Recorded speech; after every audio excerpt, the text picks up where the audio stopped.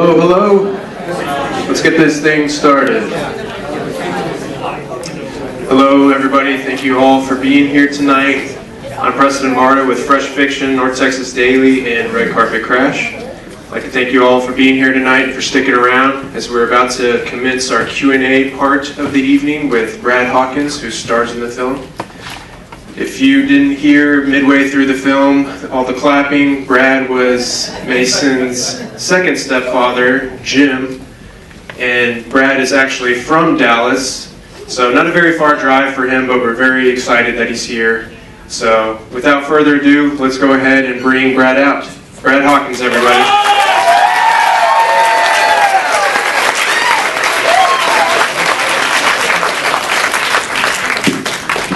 How you doing? I'm doing good. Are we sitting down or we're going to have a face-off? Stand. Okay.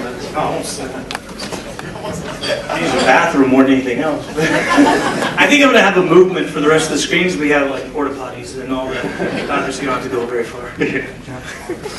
So, honestly, the 6-year-old inside me is screaming inside, sitting across from you right now, because there's two shows, and I know you know where I'm going with this. There's two shows that I watched when I was a kid. My mom's here, and she knows which shows they are, but Power Rangers and VP Troopers. You got VP Troopers. Thank you. Thank you, Clint. Being the only person to bring that up. Thank you. But I gotta be honest, I'm pretty surprised to see you in a vest tonight, because I know how you feel about vests with that and show. as I put this on, I knew what I was walking into. I knew a character on the show always wore a vest every single episode for 92 episodes. So yeah, this is an accident, I promise you. But I'm equally excited now that I'm 24. I'm still screaming inside because this movie's incredible. Like, everybody probably agrees with me that this is one of the very few movies that I've seen in my life where I just felt completely immersed in the story. I could just sit down and forget about everything that was going on outside the theater and just watch the story. And even though this is a fictional story, we're not watching actors, we're not watching you and your other actors play characters, we're watching you play real people. And so that's got to be so surreal for you to be part of this. You got to be so proud. It was one of the most unusual experiences that I've had as an actor. It's usually, audition for this role, and if you get it, then here's your script, here's your character, do your homework, show up on set, and do your lines, and that's it.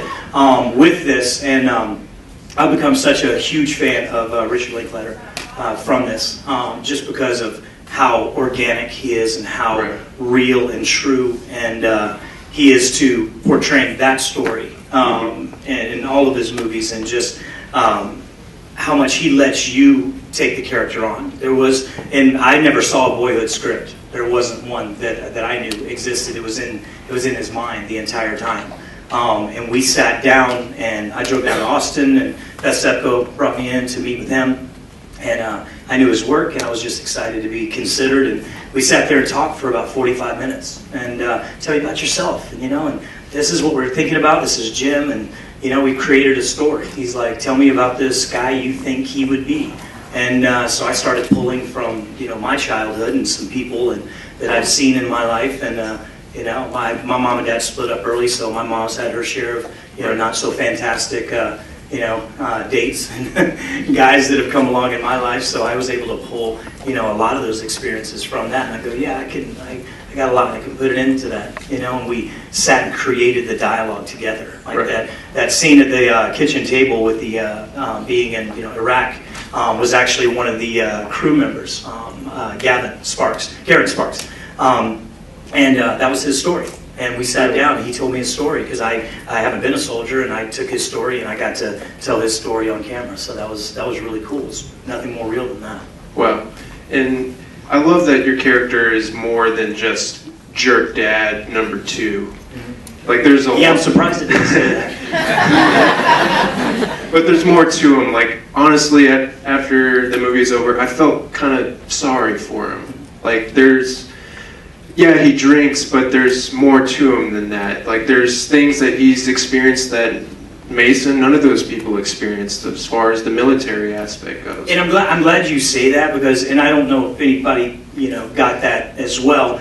In the weird part was I didn't know about the first dad being such a drunk, because you don't know much about what you're coming into the story and contributing, and I didn't know much about it. So you're right, I didn't want to be, I was afraid that after I saw his performance, I was like, oh no, I'm going to be the second drunk guy, but I was excited because what I was putting into it was my experiences that I asked my friends about who have been overseas that have come back, and they had trouble assimilating. They had trouble getting back into the workforce and being back in American culture and not being overseas and not having to go through what those guys, have been through. And so that was what I was torturing myself with. It wasn't, it wasn't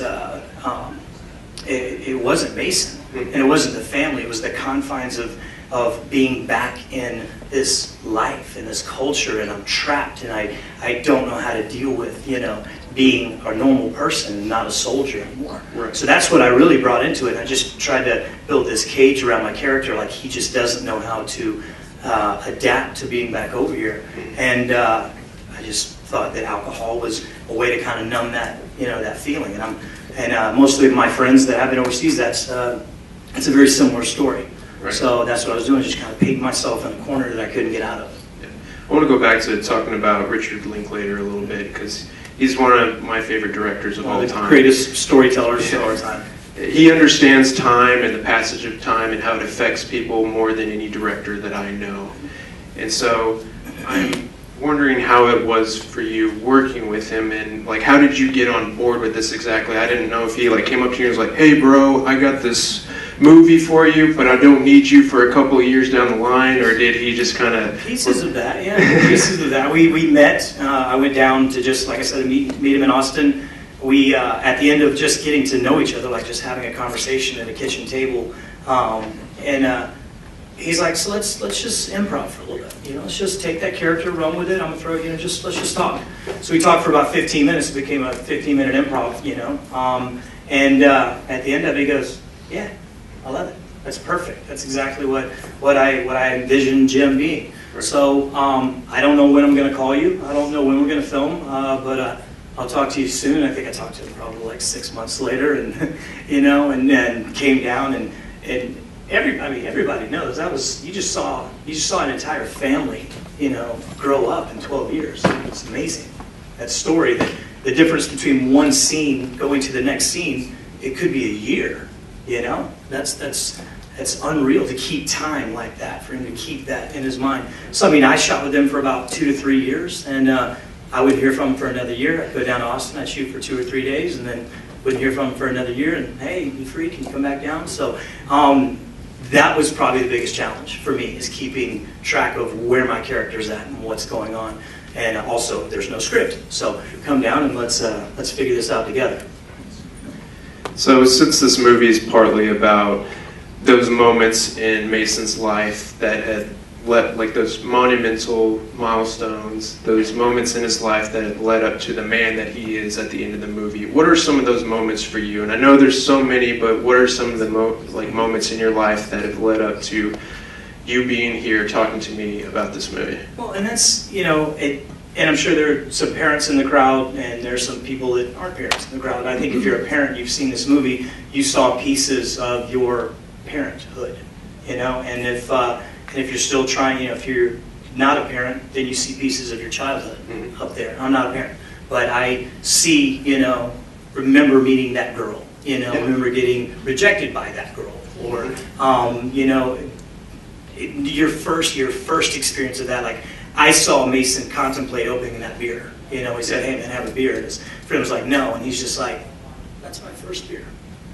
It's just a moment, when the symbolism, him painting, his mom just said, hey, go paint all these spots because we got to, flip the house. But he's painting over his growth that he marked, on the door. Every year that he would mark his growth, he's got to basically erase that childhood. So the fact that Richard took time to let him sit there and just look at his life, and go, I'm basically covering this up as I move on, So I've had moments like that in moving, and that ever familiar looking over your shoulder and seeing that house. That's the last time I'll be at that house, And just so, I think those are the moments. They're so subliminal, they're so subtle, but they're huge. They're the biggest moments in the movie where you just go, I remember that moment, even if nothing's said. That's what makes Rick who he is.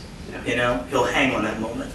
Playing catch with your dad and Yeah. having your mom saying that she's proud of you for everything that you've done academically. And that was the thing. Yeah, my mom was always extremely supportive. Single parent. She just, you know, she was fantastic. And I didn't, you know, I think there was some write-ups saying that Ethan Hawke's character was a deadbeat dad. I never got that.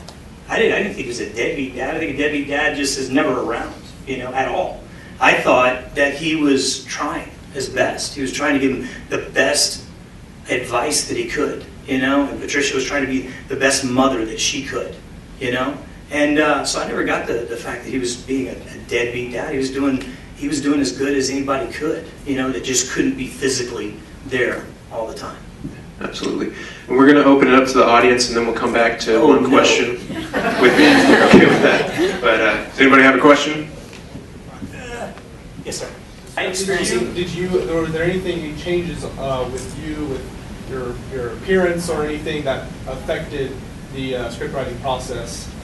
Yeah, I think with me, I mean, we talked about him going from being in her class and being, I mean, I'm naturally just a chatty guy, you know, and just, so, you know, the scene at the dinner table or, you know, just being in a good mood or chatting with Mason Sr., that's who I am, but what I wanted to do was create this shift that, and it's risky because, you know, I didn't know if anybody was going to get why that shift happened, you know, because I wanted it to be subtle, but I wanted it to be demons more than it was the family. I wasn't mad at the family, you know, but it's hard to paint that little nuance in there where you shift from being this guy that, you know, hey, he's the good guy, but now there's something, you know, there's something in there. I just wanted it to be demons. So that was a little harder. Physically, I mean, I just, you know, I think by having the correctional facility, I love that last shot where I turn around and says corrections. I don't know why that was such a cool, it's like,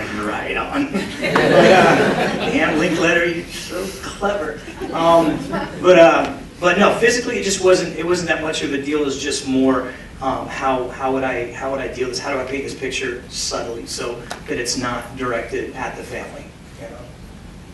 I hope that answers. Not physical. It's definitely internal. Devin? Yes, sir.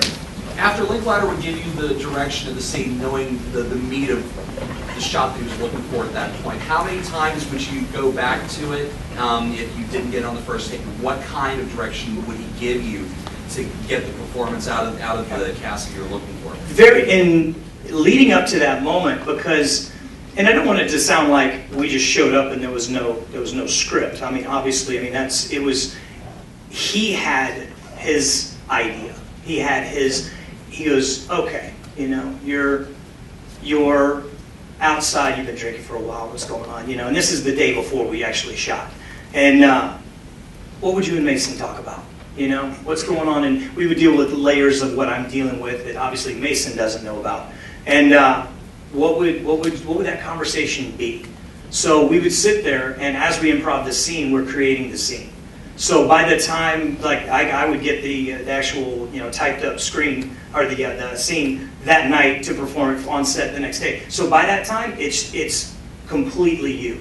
It's 100% you. You've created it with Rick from the ground up. So by the time you stand it up, it's just, they're your words, which is the coolest part about working with him is I'm not doing a script someone wrote and going, hey, they're your lines. You created your lines with the director, and it is 100% you. So the tweaks, and to get back to your question, the tweaks were minor, just minor. Maybe he did. The funny part about me having the, you know, I'm that guy, which I'm sure that's probably going to become my new quote with my friends back there. But that at the end of that scene, somehow the drunk I'm that guy came out very Scarface. You know, and I'm that guy. You know, I was like, that guy's leaving the building, and he goes, "Yeah, you might just we want to dial that back. It's coming across a little Scarface." You know? And you just don't. I was like, "That's how I say that. That's how I say that, drunk." I don't know. So yeah, he was just like, you know, and he talks just like it's. Listen, I love what you're doing. Well, let's just tone that part down. Okay, you good? Okay, let's go again. You know, And just the easiest guy to work with. So easy, you know. He just wants it. He wants it to be authentic, you know. Your choices are your choices, but he will not. He won't settle for fake. He just wants authenticity. And it really shows. Yeah. Do you have a favorite in the cast that you like working with the most? You know, I keep coming back to Rick because these are like slice of life scenes, you know, over the course of 12 years. So there's a lot of the cast that I never even met, didn't even meet them because we didn't even work together. But I keep coming back to Rick, you know, and Rick is one of the cast members, really, you know.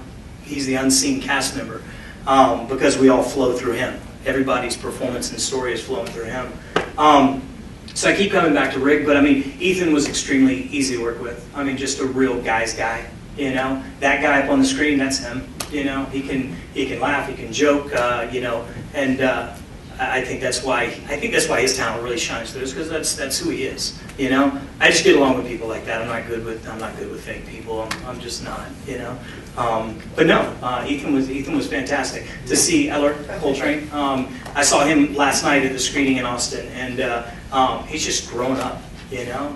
And I remember seeing him in that scene when we were first in. I was like, gosh, that was that long ago, you know. And it's like you have a timeline set up on how he looked, you know. And I was looking back, and I was like, I haven't seen him in a night. He's got a nose ring, he's got, you know, hoops and everything. And, you know, he's got his own style and everything. It was really cool. And I was just like, man, our comment was, you survived it, you know, congratulations. Because so many things could have gone wrong, you know, and that 12 years, I mean, anything could have gone wrong, you know, but it didn't, you know. Did you have any doubt?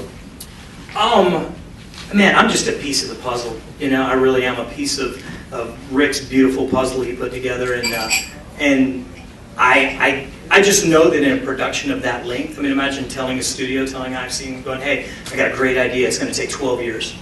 That does not fly, you know.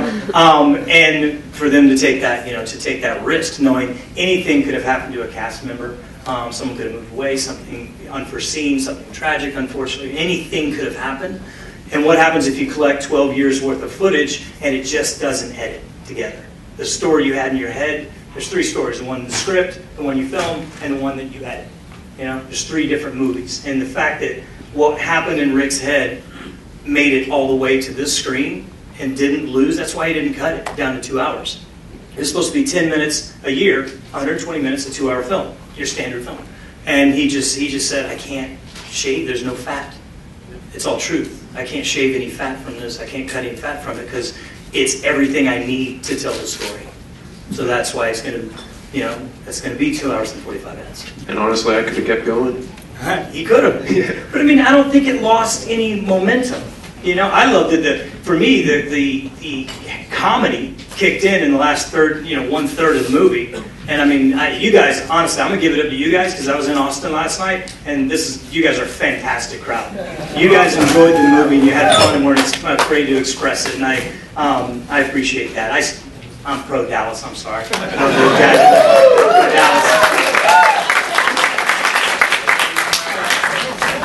Yeah, I know that's Billy.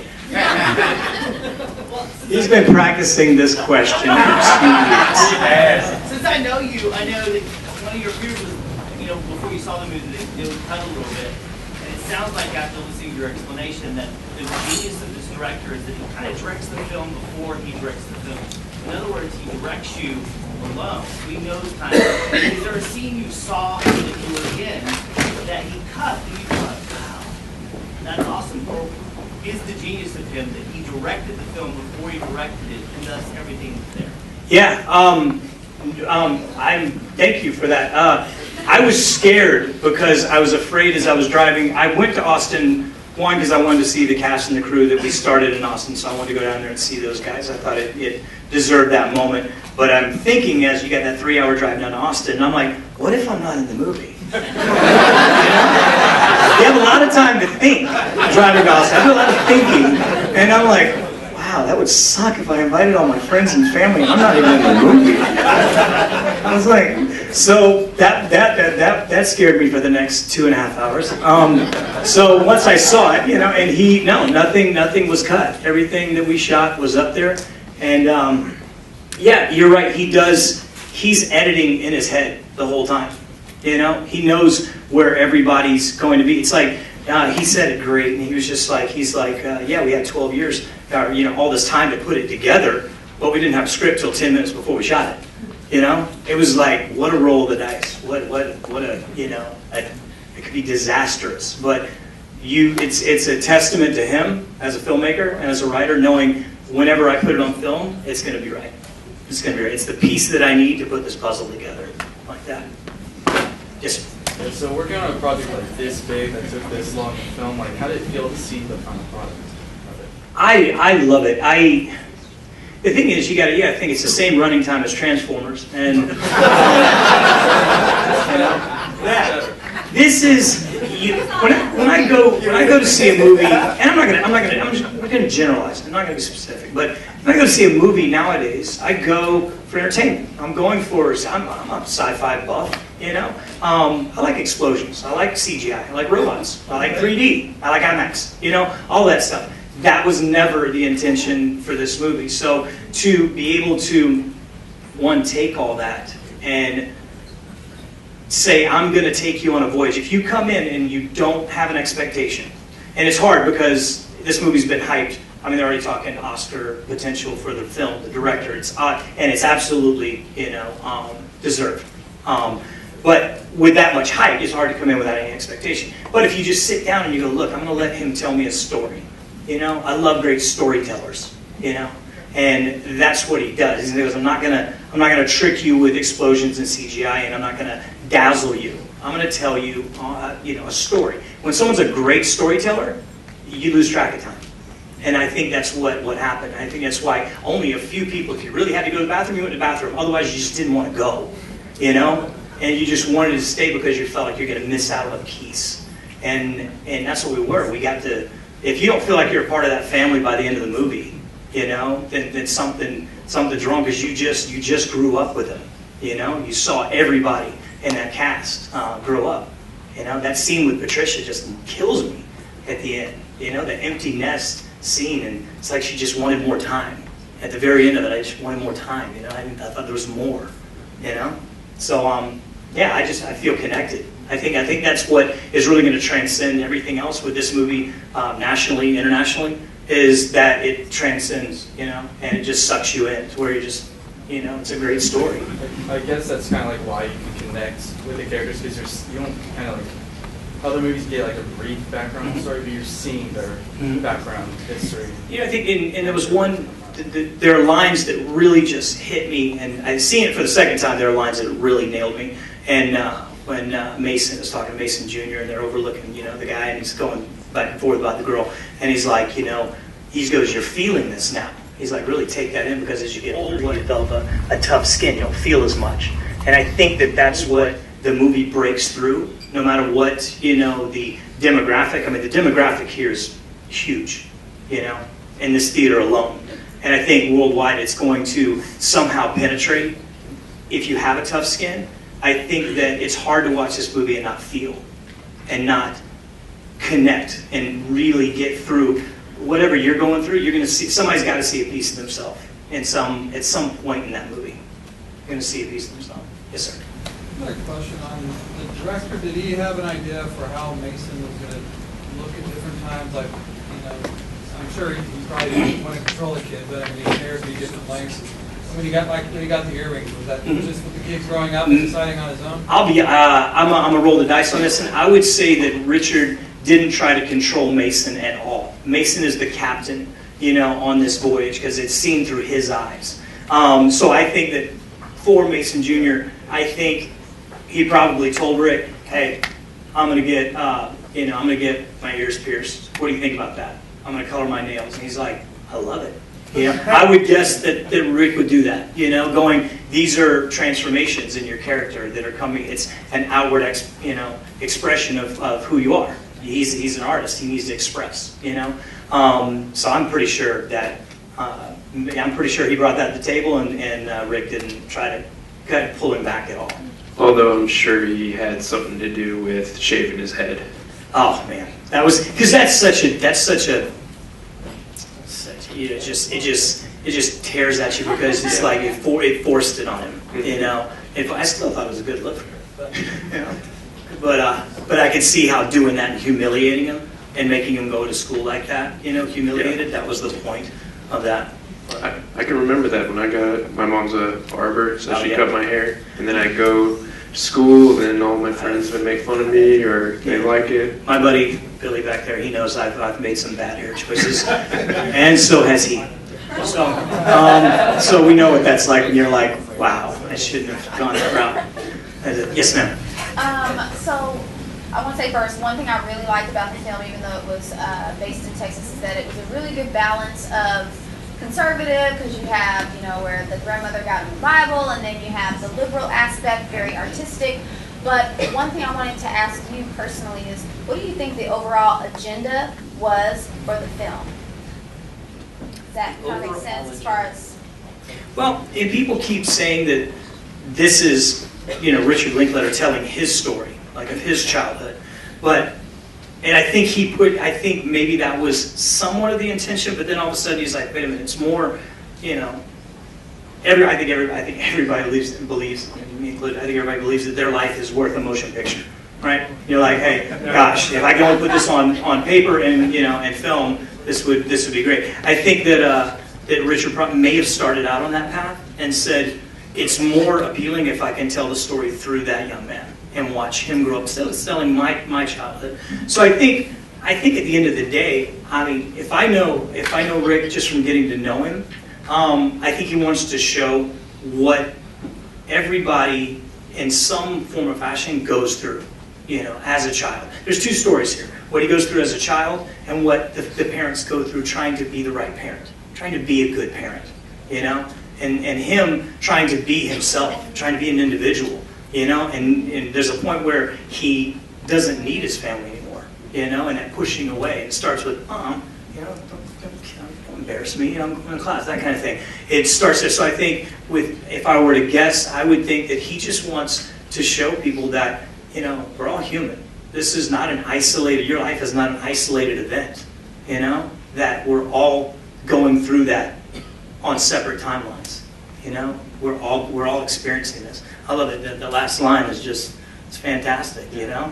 It's always right now. And it's like, everybody goes, that's a great line. Like, that's deep. You don't need mushrooms to get that. Yes. I noticed how your character, like, when you were on screen, you didn't really have, like, a lot of contact with the guy's mom. Wow.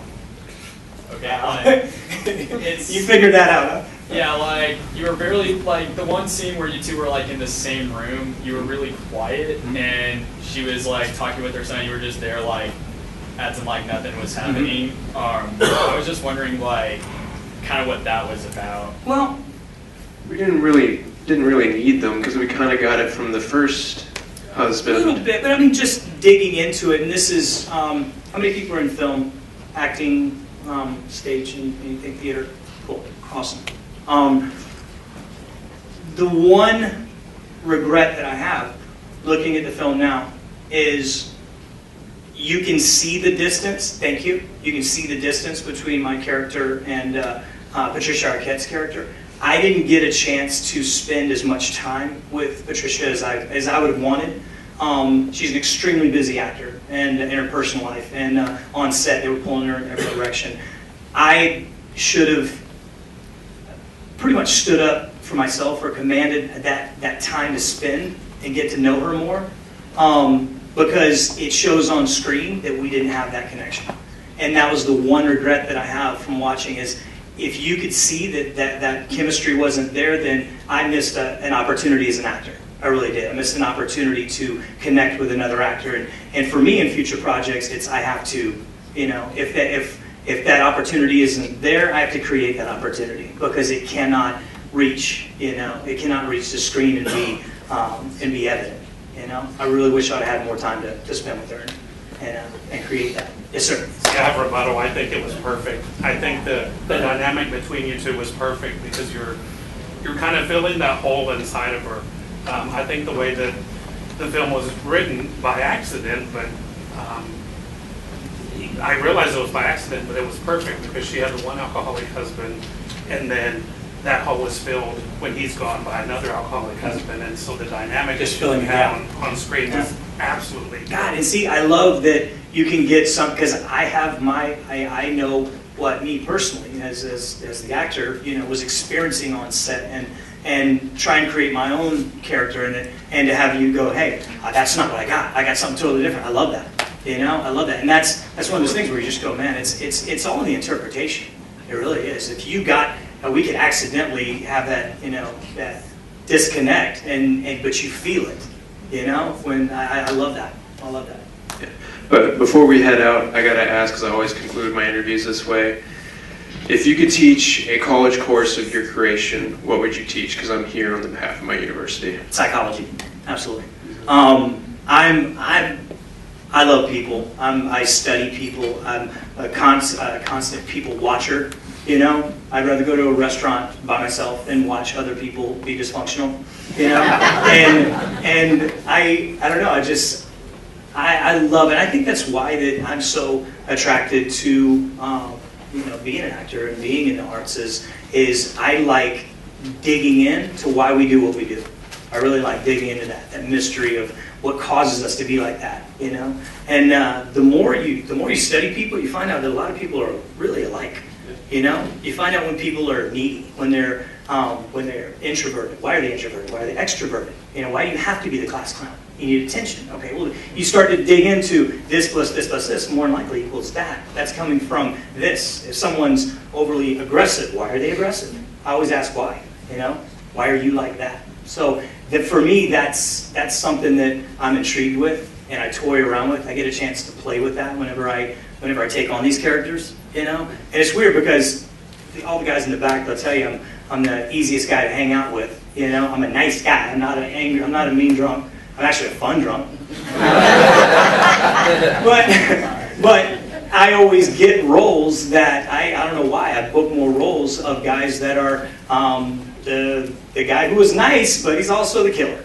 And he's also the rapist, and he's also the... I'm like, why? My family's going, why do you get these bad guy roles? I'm like, I don't know. But it's a chance for me to play something that's not me. So I have fun with it. I have a lot of fun with it. I dig in. I'm like, oh man, I get to lose my shit on this. I get to go be the crazy guy, So that, for me, I get to play something that's not my core, not who I am. So that's what I like. So psychology. The answer to your question in about 8.7 minutes was psychology, the study of people and why we do what we do. Yeah. Well, thank you so much, Brad. I really appreciate it. Thank you guys. Thank you guys. Drive safe. Tell your friends. They all got to pay next time. This Friday. You guys. Thank you so much.